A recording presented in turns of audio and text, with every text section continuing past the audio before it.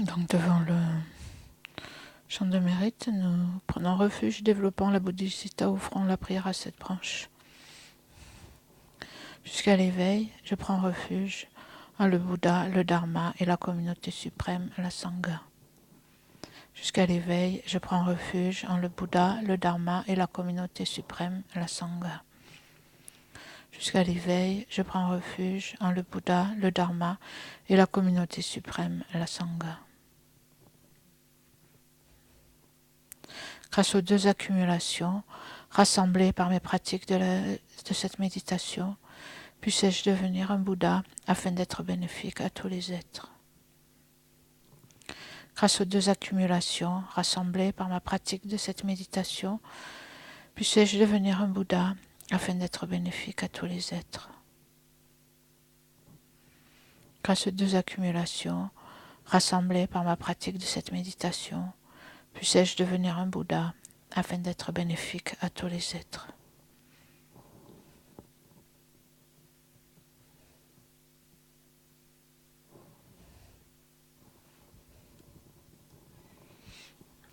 Avec respect, je me prosterne par le corps, la parole et l'esprit.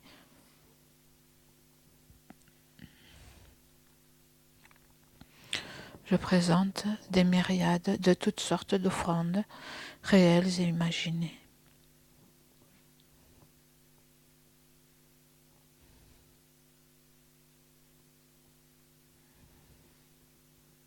Je confesse toutes les actions négatives accumulées depuis des temps sans commencement.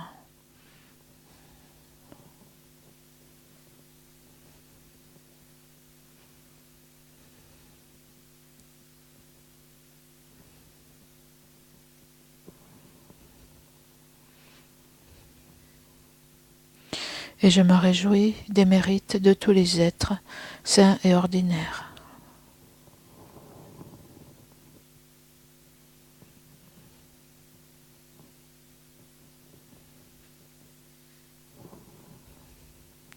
Ô maîtres et Bouddhas, demeurez, je vous prie, jusqu'à la fin du samsara et tournez la roue du Dharma pour les êtres.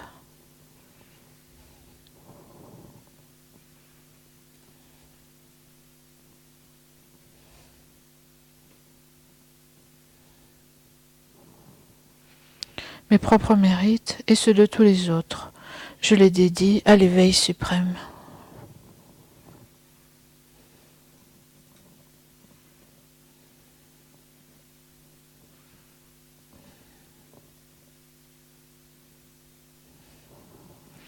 Cette terre ointe d'encens, jonchée de fleurs, ornée du mont Méru, des 4 continents, du soleil et de la lune, je la visualise comme un champ de Bouddha et je l'offre, puissent tous les êtres jouir de cette terre pure.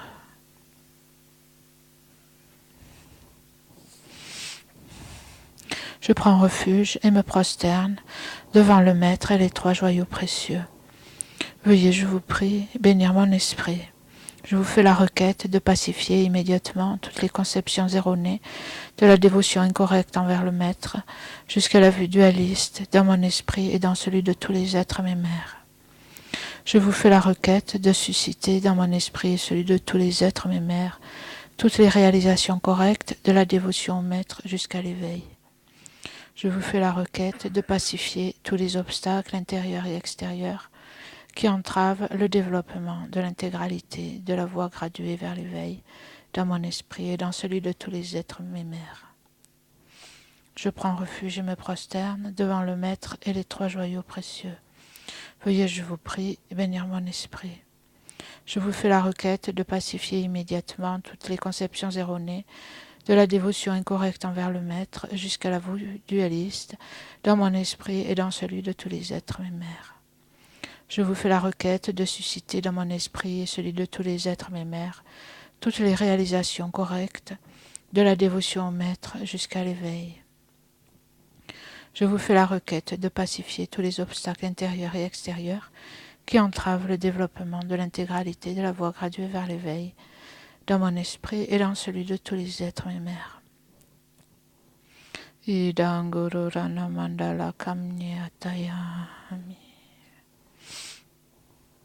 Précieux et glorieux Maître Racine, veuillez demeurer sur le lotus et le disque de lune au-dessus de ma tête. Dans votre grande bonté, veuillez me guider et m'accorder les réalisations de votre corps, de votre parole et de votre esprit. Veuillez me guider et m'accorder les réalisations de votre corps, de votre parole et de votre esprit. Vous êtes l'œil qui contemple l'immensité des enseignements, la porte d'accès suprême à la libération pour les êtres fortunés. À l'aide de vos moyens habiles, vous nous pacifiez avec amour. Ô Maître spirituel qui nous éclairez, je vous invoque. Puissé-je à aucun moment ne laisser surgir en moi la moindre vue fausse envers les actions du Maître glorieux. Puissé-je considérer toutes ces actions comme pures et avec cette dévotion recevoir les bénédictions du Maître dans mon cœur.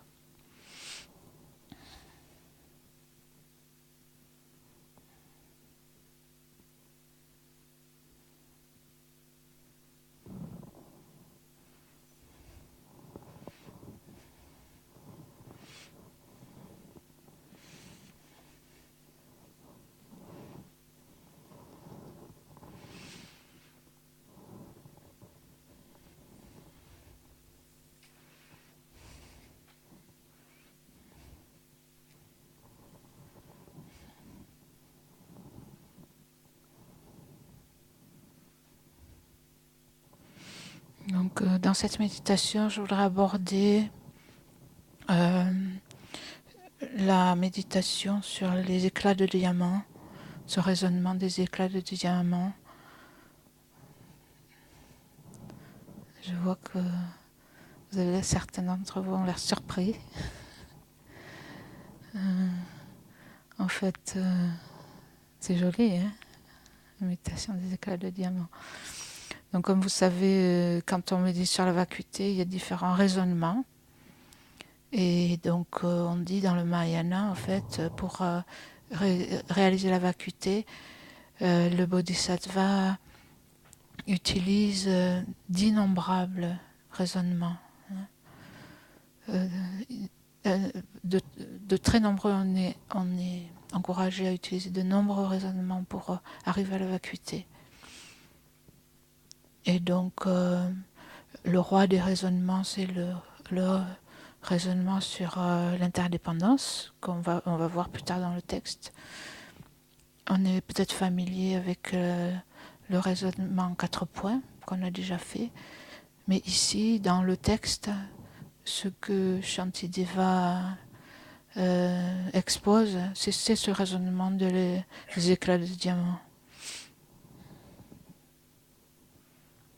On pourra en parler aussi dans la revue, dans la révision de cet après-midi, mais pour l'instant, pour faire juste la méditation, je peux vous exposer déjà les points principaux sur lesquels on peut réfléchir. Donc dans ce raisonnement, on voit comment en fait les produits n'existent pas. On voit la vacuité en fait. On cherche à réaliser la vacuité, voir la vacuité des phénomènes impermanents, efficients, produits. On appelle les produits qui viennent de causes de conditions. Et pour voir leur vacuité, on voit que en fait ils sont pas produits de façon inhérente. Et donc on analyse la production. Et donc ces produits n'existent pas de façon inhérente en soi parce qu'ils ne sont pas produits de façon inhérente. Et donc on analyse la cause. Hein. C'est une analyse de la cause. Et donc pour arriver à réfuter une production en soi, pour que les choses, comme par exemple les arbres, les récoltes, tout ce qui est impermanent, votre voiture, votre maison. La voiture, c'est un bon exemple, je trouve. Parce que c'est quelque chose d'assez personnel, qu'on utilise tout le temps. Mais bon, on peut prendre aussi, comme dans le texte, le germe et la graine et le germe, la graine et la pousse. Tout ça, c'est des produits.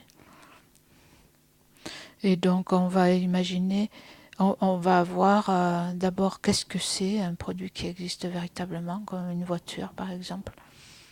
Le sens qu'on a d'une entité indépendante dans la voiture. Par exemple, si on est très attaché, ou alors si elle nous énerve, si on veut s'en débarrasser, on en aura le bol. Ou alors si elle est neuve, elle marche bien, ça peut procurer une certaine fierté, orgueil ou un attachement. Donc là, il y a une entité, quelque chose, c'est un produit, c'est quelque chose qui existe véritablement. Il y a quelque chose de véritable, de réel, véritable dans cet objet-là.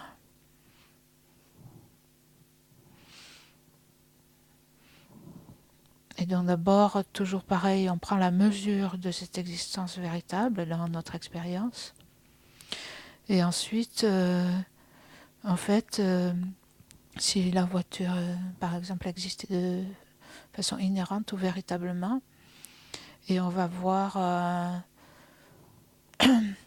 toutes les possibilités en fait d'une production véritable. La production devrait exister en soi de façon inhérente.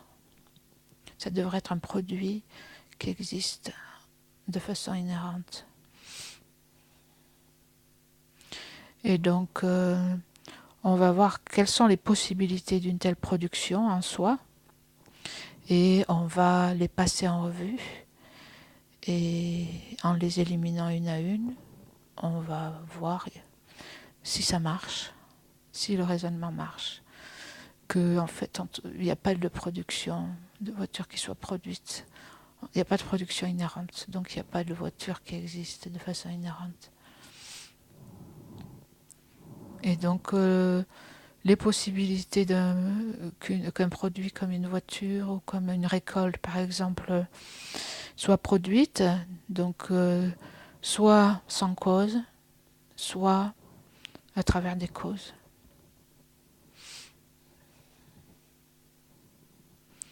Donc, est-ce qu'on produit comme une récolte ou une voiture est produite par des causes, sans cause?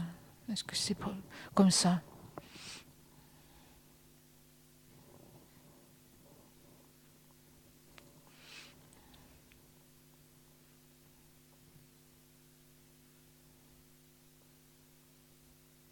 En fait, il y a 4 possibilités. Soit et donc on va les éliminer une à une, soit c'est produit sans cause, soit c'est produit par une cause.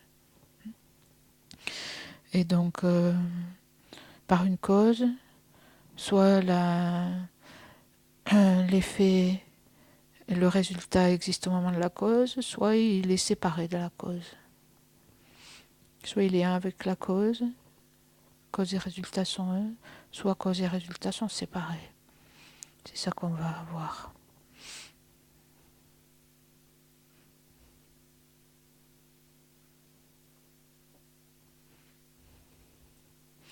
Donc, est-ce qu'un produit comme une voiture ou une récolte sont produits sans cause? Donc, il y a certaines écoles qui disent, qui soutiennent cela, que les choses, les résultats ne dépendent pas de cause, mais apparaissent spontanément. Que c'est la nature des choses d'apparaître sans dépendre de cause.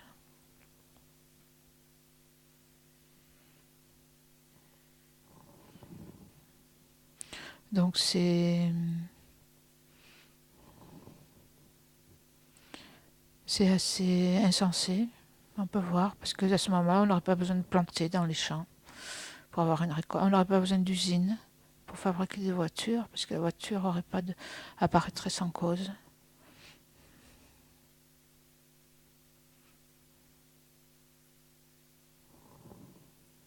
Et donc ça serait le chaos, parce que n'importe quoi, la récolte, elle viendrait n'importe où, n'importe quand. Vous aurez une récolte dans la Gompa, par exemple. Vous aurez une voiture dans les champs, spontanément, puisqu'il n'y a pas de relation de cause à effet. dans la production. Donc c'est assez évident si on réfléchit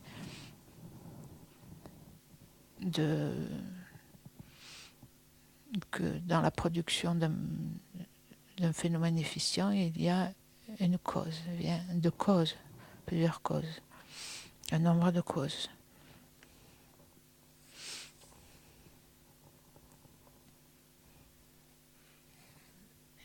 Et donc maintenant, la possibilité d'un produit venant de cause, est-ce que la cause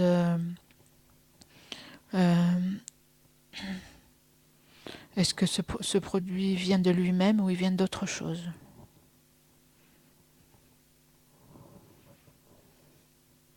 Est-ce que la voiture vient d'elle-même ou est-ce qu'elle vient de quelque chose qui n'est pas la voiture? Donc si le produit vient de lui-même, est produit par lui-même, ça veut dire que la cause et l'effet sont la même entité, sont la même chose. L'effet se trouve dans la cause.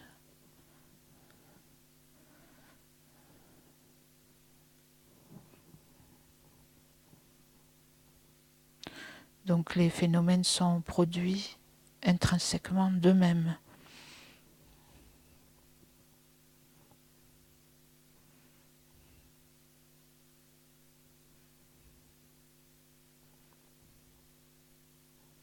Ça veut dire que l'effet existe au moment de la cause.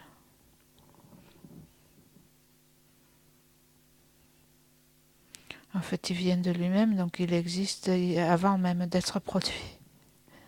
Au moment de la cause, il y a déjà l'effet.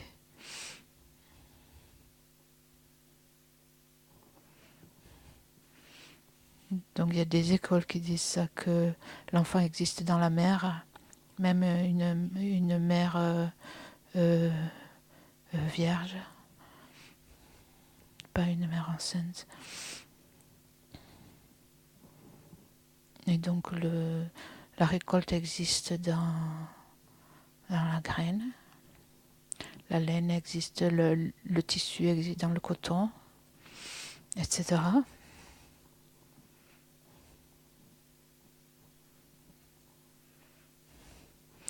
Donc est-ce que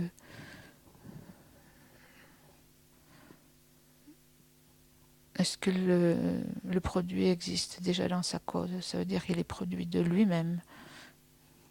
Il existerait déjà avant. Est-ce qu'il y a les récoltes dans la graine?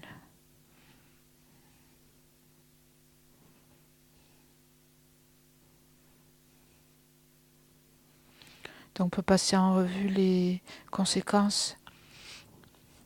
Donc même si là on n'a pas le temps de méditer en profondeur, mais je peux juste passer en revue les conséquences, et ça, ce sont des propositions qu'il faut méditer à loisir quand vous avez le temps. Quelles seraient les fautes en fait?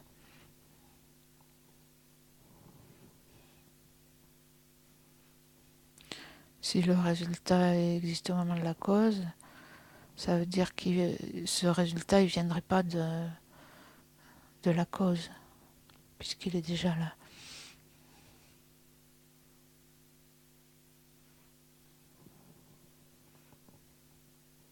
Si le résultat existe au moment de la cause, c'est-à-dire si la récolte était dans la graine, à ce moment-là, il n'y aurait pas besoin de produire, puisqu'il est déjà là. Si la voiture existait dans les pièces à l'usine, par exemple, il n'y aurait pas besoin de la produire, puisqu'elle existerait déjà dans les différentes pièces.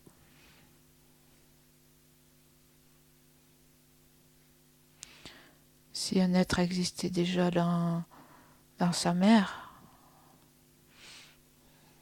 ou dans son père, il n'y aurait pas besoin de le procréer à ce moment-là, puisqu'il est déjà là.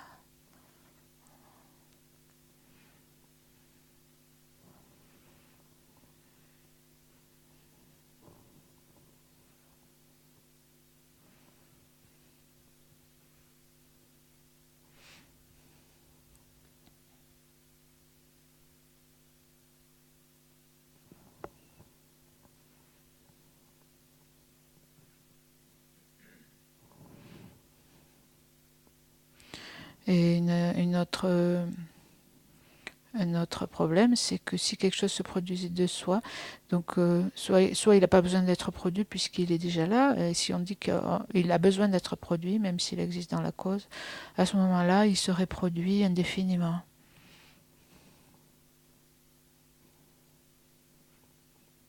Si quelque chose se produisait de soi, à ce moment-là, il n'arrêterait pas de se produire.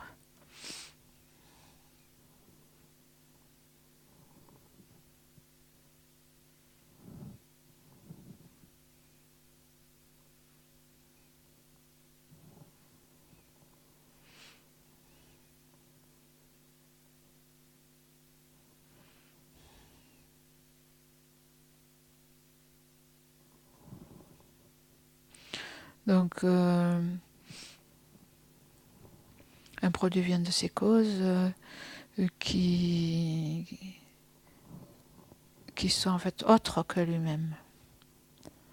Ça, c'est le troisième point. On accepte que la voiture vienne de ses causes, la récolte vient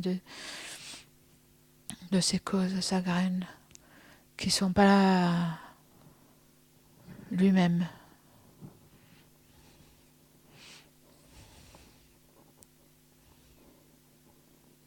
C'est-à-dire le produit ne vient pas de lui-même, il vient de quelque chose d'autre.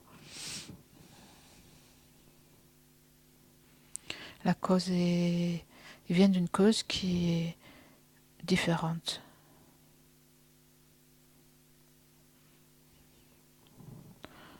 Donc le résultat est une entité différente de la cause.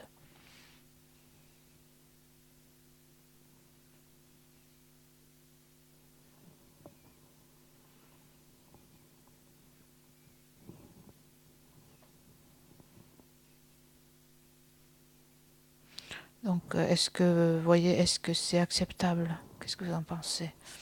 Ça a l'air plus raisonnable, on dirait.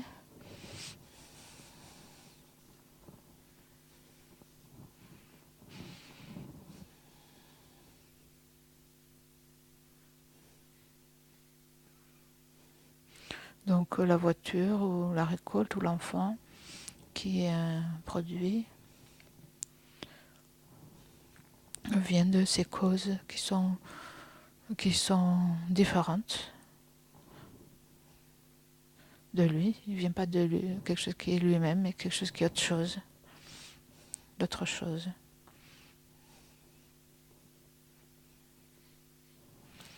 Mais ici,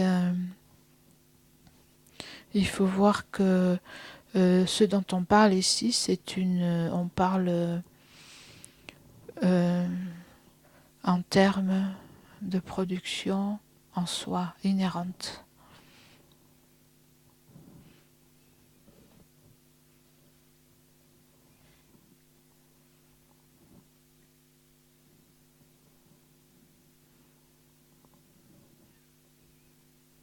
On parle d'un effet, donc un produit qui existe en soi,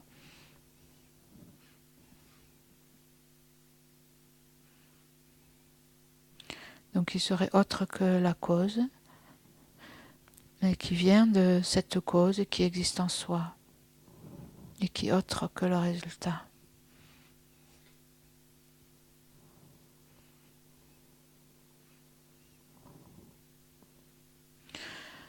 Maintenant, le problème ici, c'est que pour les prasangikas, ça c'est quelque chose que même les écoles bouddhistes inférieures acceptent, que les résultats existent véritablement en soi, et viennent de leur cause.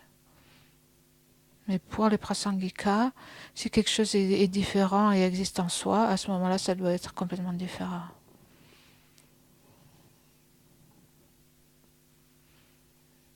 Donc pour les prasangikas, si deux choses sont semblables de façon inhérente, à ce moment-là, elles doivent être inséparables. On ne peut pas les distinguer. Et si deux choses sont différentes, dans le cadre d'une existence réelle, véritables, à ce moment-là, elles doivent être sans aucun lien l'une avec l'autre. Donc ici, on parlerait donc d'un produit, par exemple une voiture ou une récolte ou un enfant.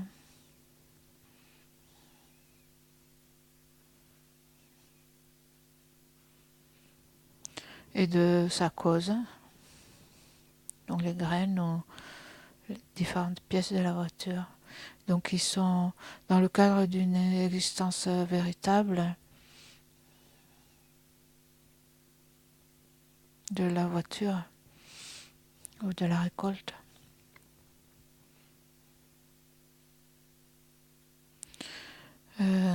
Cette voiture différente de ces pièces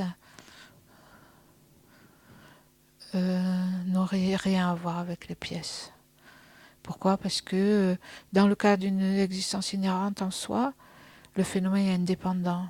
Il ne peut pas être affecté par autre chose, puisqu'il existe en lui-même.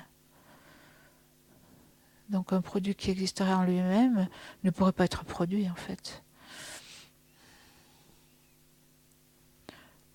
Une voiture existant dans le cadre d'existence inhérente véritable, la voiture ou l'enfant ou la récolte,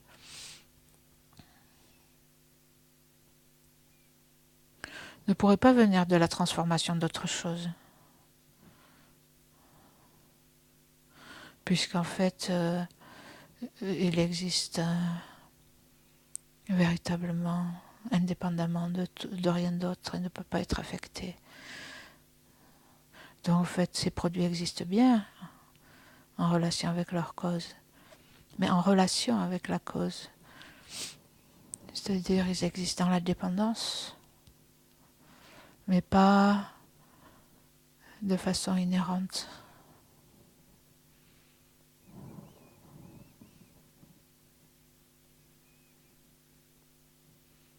On va essayer de réfléchir à ce point. Ça, c'est crucial.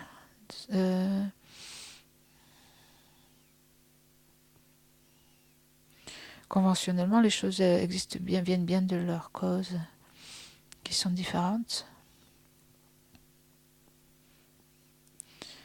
Mais cela est vrai parce qu'elles n'existent pas véritablement. Ni la cause ni le résultat n'existent véritablement. C'est pour ça qu'ils peuvent s'influencer l'un l'autre.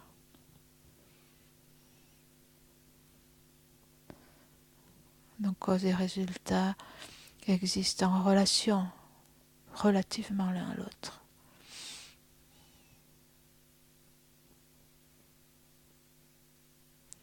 Donc ce produit ne peut pas venir de lui-même, il ne peut pas venir d'une cause qui est différente, véritablement différente.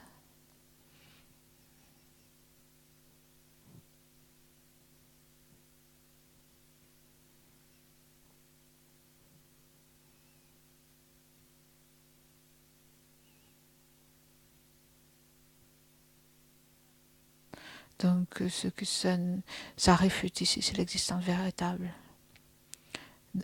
Dans le contexte de l'existence véritable, rien n'est faisable. Cause et résultats ne sont pas viables.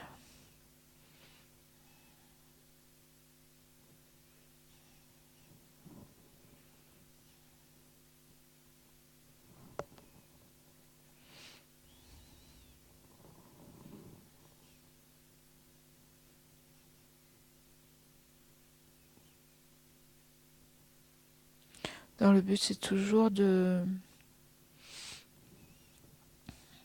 toujours en référence à cet objet qu'on a identifié au début comme étant pourvu d'une existence en soi, intrinsèque. Et de voir que ce produit qui existe de façon intrinsèque est impossible. Cette façon d'exister, en fait, est impossible.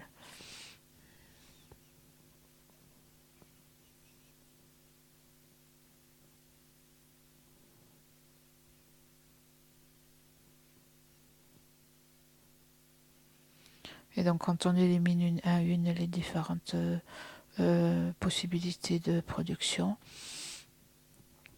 dans le cadre d'une existence intrinsèque, en fait on trouve avec quelque chose qui est dépourvu d'existence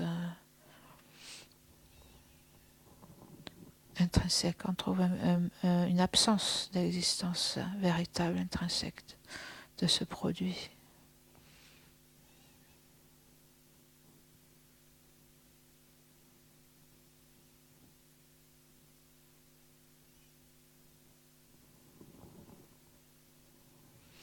Donc ce produit, cette récolte, cette voiture par exemple,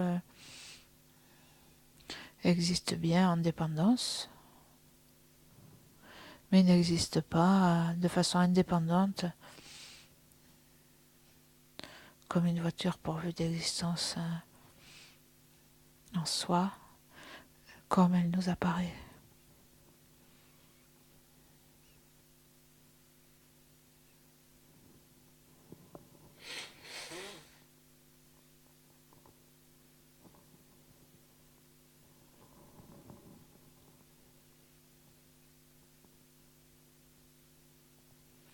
Donc on ne trouve pas cette existence en soi, on reste en méditation sur cette absence d'existence en soi.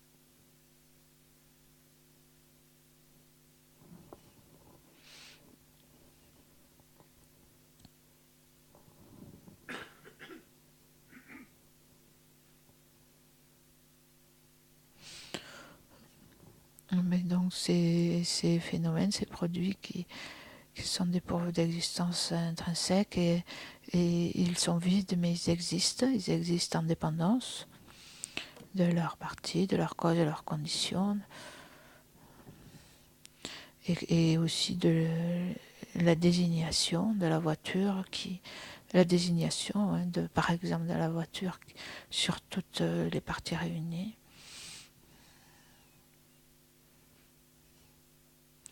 Mais ils existent comme des illusions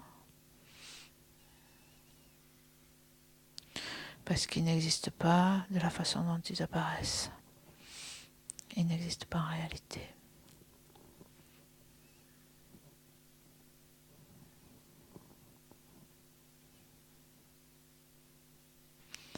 Et donc nous pouvons dédier les mérites de cette méditation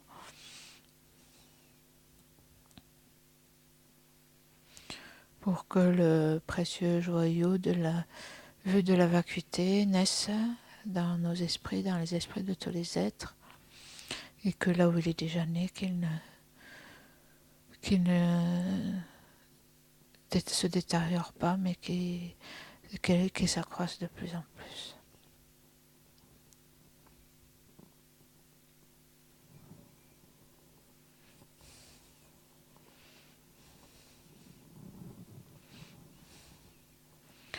Et nous pouvons faire l'offrande de nourriture à la page 207 si vous avez le livre.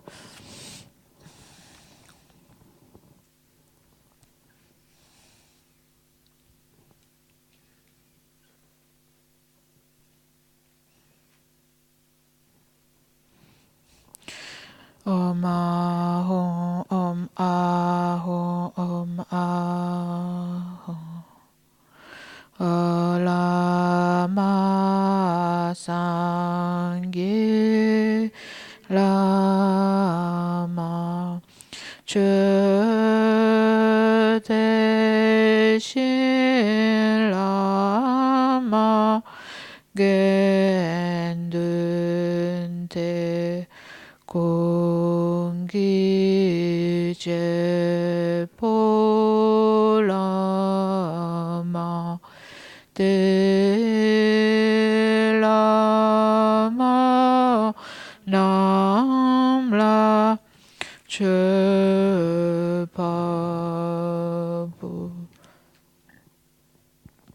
Puissions-nous, ainsi que notre entourage, dans toutes les vies à venir, ne jamais être séparés des trois joyaux, faire continuellement des offrandes aux trois joyaux et recevoir l'inspiration des trois joyaux.